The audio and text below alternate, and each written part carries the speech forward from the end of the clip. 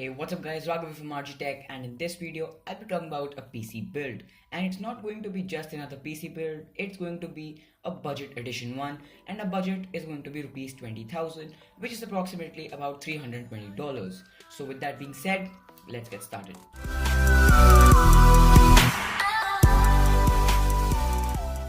Right, so before we start, there are certain things which need to be addressed. When we are under a tight budget of 20,000 rupees, the price to performance ratio is our top priority and the parts will be selected accordingly.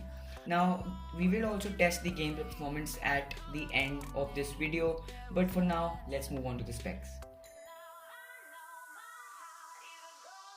Right, so the first thing in our PC is the processor itself. And for the processor, I went for the Intel G4560 Pentium dual core 7th generation processor.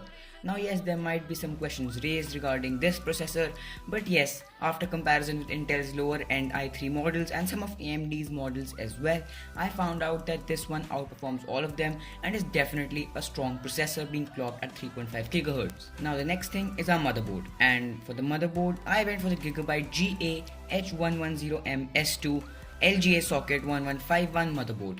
Now yes, this was the only cheap option I had which does support Intel 7th generation processors, and yes, being made by Gigabyte, it's definitely a quality product and it's going to last you long, so you're not going to have to run for another motherboard anytime soon. The next thing is a power supply. For the power supply, I went for the Corsair VS series VS450 450 watt SMPS.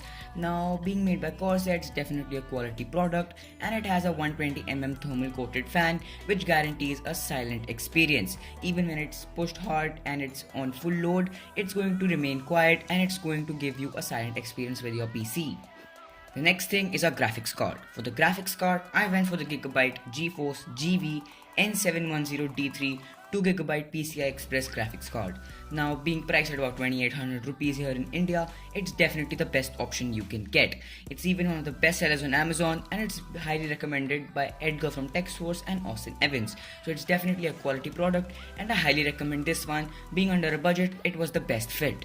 Well, the next thing is our hard disk, and for that I went for the Western Digital Caviar Blue 320GB SATA 7200 RPM hard drive. Now yes, I couldn't really fit a 1TB hard drive and I really didn't see any point of getting a 500GB hard drive because there isn't any major price difference between the 500GB one and the 1TB one, and so that is the reason I went for the 320GB one, and being priced at about 1500 rupees, it was the best deal I could find and it definitely does fit our budget. And yes, you can anytime upgrade your hard drive or you can add external storage methods as well, so it's not going to be a problem in the future. Right, the next thing is our memory. For RAM, I went for the HyperX Fury 4GB 1866MHz DDR3 memory. Now, I could have gone for an 8GB variant, but for that, I would have had to cut some corners and go for a cheaper PSU. But being under a budget of 20,000, I thought that the PSU holds greater importance, and henceforth I went for a good quality PSU. And yes, our motherboard, which is the Gigabyte one, it has 2 slots, so you can definitely upgrade your RAM in the future if you require, but for this point, at under a budget of rupees 20,000, I went for the HyperX Fury 4GB RAM.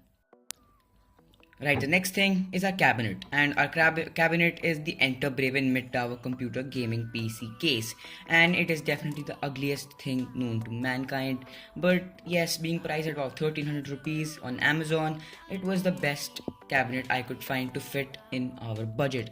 Actually, we're exceeding our budget by about 400 rupees, but yes, I couldn't really find any cheaper cabinet, or I want to skip on and go for a cheaper PSU. So I definitely exceeded our budget by 400 rupees and went for this Enter Braven mid-tower computer gaming PC case. And yes, it comes with 2 fans, one for front and one for back for cooling. So yes, it's not a bad deal at all, being priced at 1350. But yes, if you have a budget and you can exceed your budget by about 1000-2000 rupees, you can definitely go for a Roseville or a Circle gaming cabinet, which are very nice in terms of looks, and with comparison to this, they are much better, so you can definitely go for that as well. Right, so that's it for our specs, guys. Now let's move to the gameplay performance. I'll quit my talking and I'll let you enjoy and see how this PC performs and let you decide if it's any good.